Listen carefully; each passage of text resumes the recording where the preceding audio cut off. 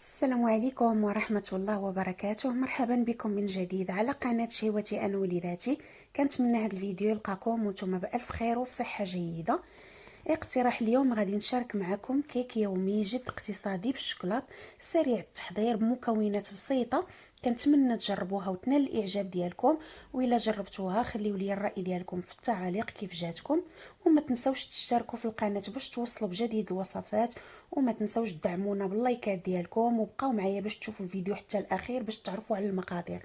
بسم الله على بركة الله. عندي هنايا 2 كيسان ديال الدقيق الابيض بالعبار بالكاس العنبه، كاس ديال الحليب، كاس الا ربع ديال السكر، كاس ديال الماء طيب اللي درت فيه واحد المعلقه ديال قهوه سريعه الذوبان، وعندي هنايا كاس الا ربع ديال الزيت النباتيه، عندي 2 بيضات، 2 خمارات، واحد الفاني، وغادي نحتاج واحد دانيط التزيين وشويه ديال القرقاع للتزيين، وهنايا واحد المعلقه كبيره ديال بودره الكاكاو، وشويه ديال الحبوب ديال الشوكولات هكا حتى هما للتزيين. هنا في البول درت واحد القبيصه ديال الملحه، وغادي نخدمها بجوج البيضات.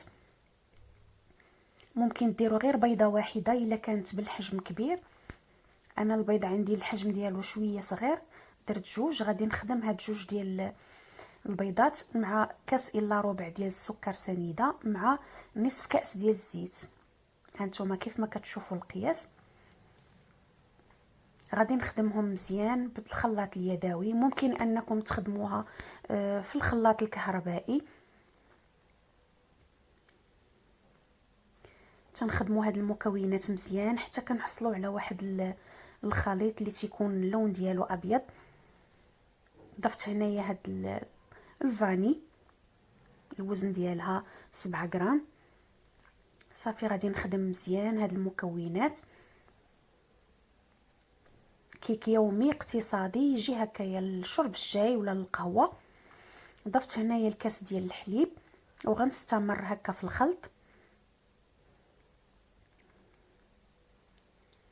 كتجي زوينه بزاف وكتجي خفيفه. بالنسبه لهذا الكاس اللي درت فيه انايا معلقه ديال القهوه سريعه الذوبان، غادي ندير النصف في الخليط والنصف غادي نخليه غادي نسقي به القهوه منين تكون عاد خرجات من الفران. غنستمر هكايا باش نخلط العناصر مع بعضها. كيجي منسم بالقهوه، كيجي المذاق ديالو رائع. يجي هكايا الفطور ولا القهوه ولا هكا تعطيو منه لوليداتكم ياخذوه معاهم للمدرسه. كيجي زوين بزاف وكيجي معلك من الداخل. صافي دابا غنبدا نضيف الدقيق كيف ما قلت لكم. عندي هنايا 2 كيسان ديال الدقيق الابيض العبار بالكاس ديال العنبه. ضروري ما تغربلوا الدقيق ديالكم. غنضيف 2 خمارات من فئه 8 غرام، يعني في المجموع 16 غرام.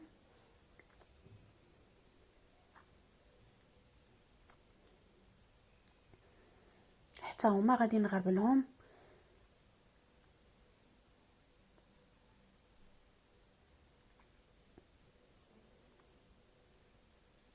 وغادي نستمر نخلط هاد الدقيق مع الخليط ديالي.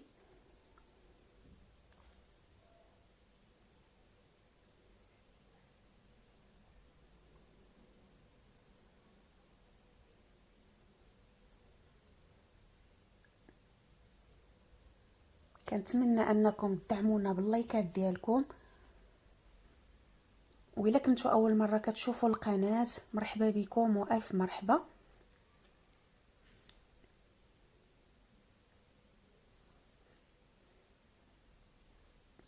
غنستمر هكايا حتى ندمج مزيان هذاك الدقيق مع الخليط ديالي، وغنضيف الكاس الثاني.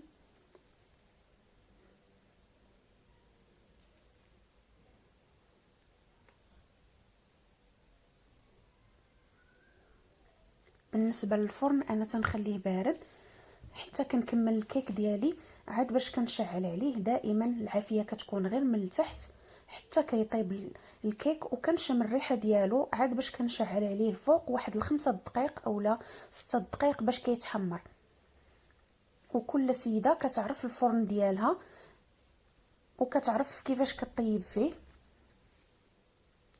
حنا غنضيف واحد المعلقه كبيره ديال البودره ديال الكاكاو اللي ضروري حتى هي غادي نغربلها، لان كيف ما تعرفوا كتكون فيها هكايا الكويرات. صافي غادي نخلط الخليط ديالي مزيان باش تنسجم ليا المكونات كامله مع بعضها، ونحصل على واحد الخليط اللي يكون متجانس.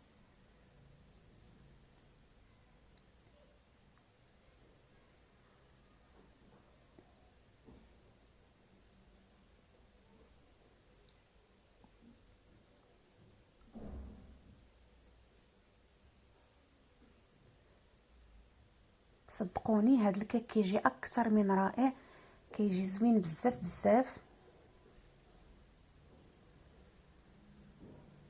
انا ضفت نصف كأس ديال الدقيق الابيض، يعني في المجموع خدات معايا 2 كيسان. غادي نخلي لكم المقادير مضبوطه في صندوق الوصف، باش اللي بغات تجربها تلقى المقادير ديالها مكتوبين.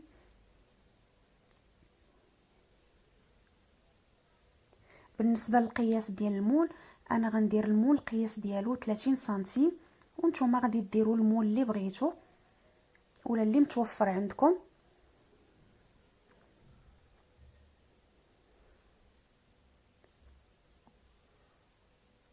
صافي هذا هو القوام اللي بغيت نحصل عليه ديال الكيك كيف ما كتشوفوا. واللي متوفر عنده هكايا قطع ديال الشوكولا اللي تكون نوعيه جيده، ممكن انكم تقطعوهم وتضيفوهم على الخليط هكايا من الداخل.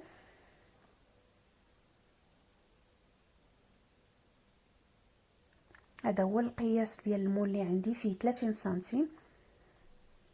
غادي نحط فيه الخليط ديالي اولا غادي نصب فيه الخليط ديالي.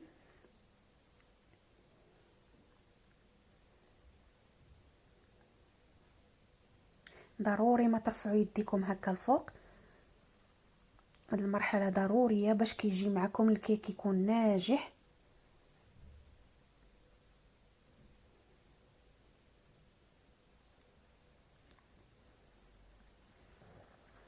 كنتمنى انكم تدعمونا باللايكات ديالكم، واذا كنتوا اول مره كتشوفوا القناه كنقول لكم مرحبا بكم. ضغطوا على زر الاشتراك وفعلوا الجرس باش يوصلكم كل جديد.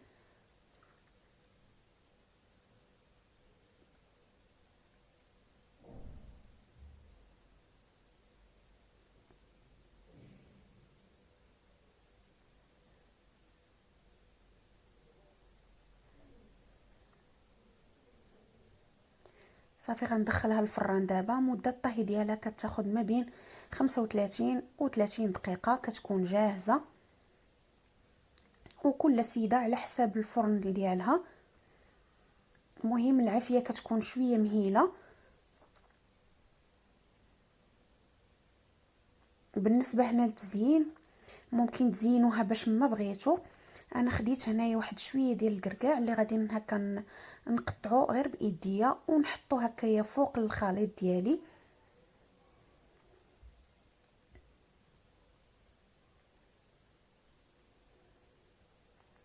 ممكن تضيفوا حتى شويه ديال الزبيب اولا قطع ديال اللوز، لكم الاختيار.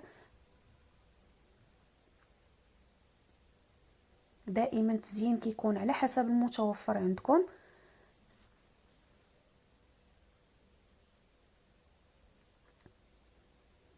بالنسبه لهذا الكركاع كيجي زوين مع الشوكولا، كيتواتى معاه، وحتى الوليدات كيعجبهم هكا مع دوك الحبيبات ديال الكوكيز ديال الشوكولا اللي كيجيو في الكوكيز، كيجيو معاه زوينين مع المذاق ديال القهوه اللي في الكيك والمذاق ديال الشوكولا، كيجيو اكثر من رائعين.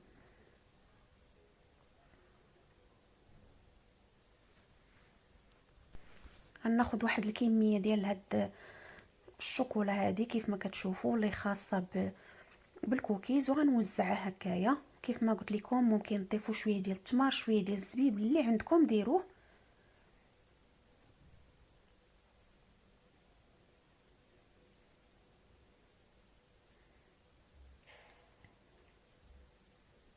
بالنسبه لهاد القهوه غادي نخليها حتى طيب وغادي نسقي بها وغنزيد مع الدانيط ان شاء الله. نتلاقاكم بعد ما نخرجها من الفرن.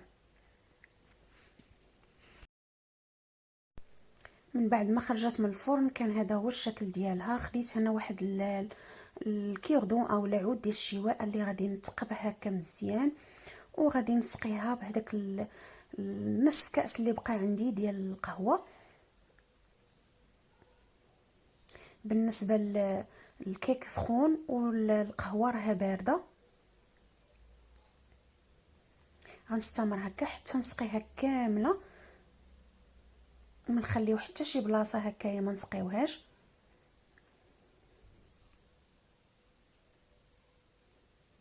فهي دابا مع سخونه كتشرب هاد القهوه، وكتجي مع الكامل داخل، كتجي زوينه وكتجي المذاق ديالها رائع بالنسمه ديال القهوه. غادي نخليها واحد شويه بما شربات وبما بردات، عاد غادي نزينها معكم ان شاء الله.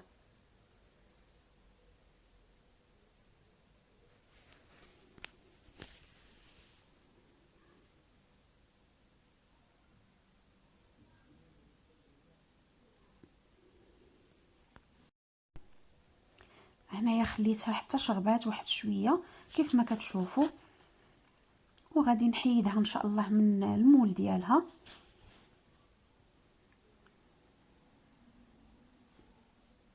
كتجي زوينه بزاف وكتجي المذاق ديالها جد رائع.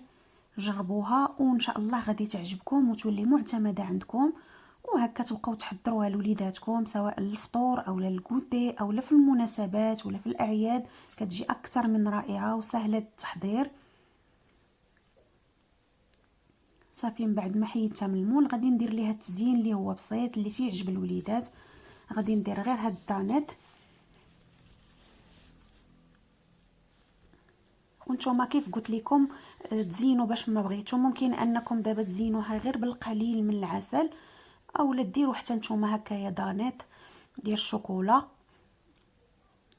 او لو تذوبوا شويه ديال الشوكولا وديروا هكا خطوط، ولا بالكراميل لكم الاختيار. كل واحد كيزين على حساب داكشي اللي تيبغي وعلى حساب المتوفر عنده. فانا كتعجبني هكايا بدانيت، كتعجبني انا والوليدات.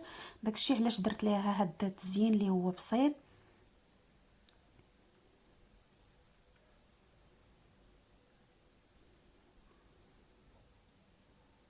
صافي غادي نحاول نوزع هاد الكميه ديال دانيت على الوجه ديال الكيك ديالي.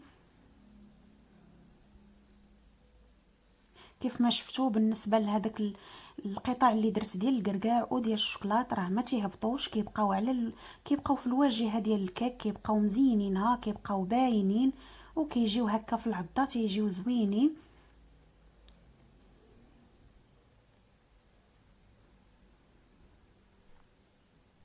وإلا بغيتو ان الكيك ديالكم يجي طالع اكثر من هكا فغادي نديرو مول اللي يكون اقل من هذا.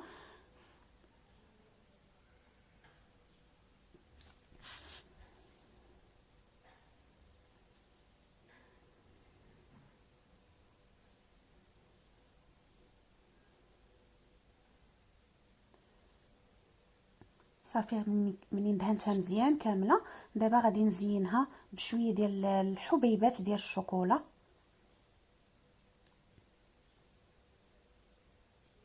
ممكن انكم تزيدوا شويه ديال اللوز ايفيلي ولا اللوز كونكاسي ولا اللي عندكم.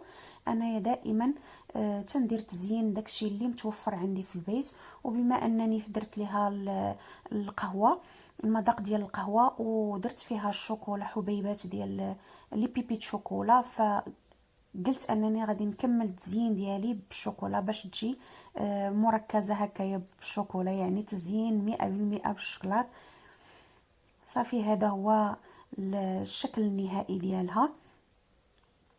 كنتمنى انكم تجربوها وتخليوا لي الراي ديالكم في التعاليق.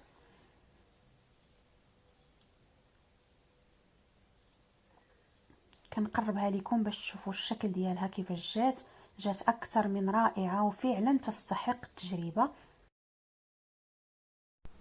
كنتمنى الاقتراح ديال اليوم ينال الاعجاب ديالكم. الى عجبكم بطبيعه الحال فضلا منكم وليس امرا بارطاجيو مع احبابكم ومع صحابكم، وما تنساوناش من لايك ديالكم. الله يجازيكم بخير، هنا ما بقى لي الا نقول لكم دمتم في رعاية الله، الى اقتراح جديد وفيديو جديد ان شاء الله. مع السلامة.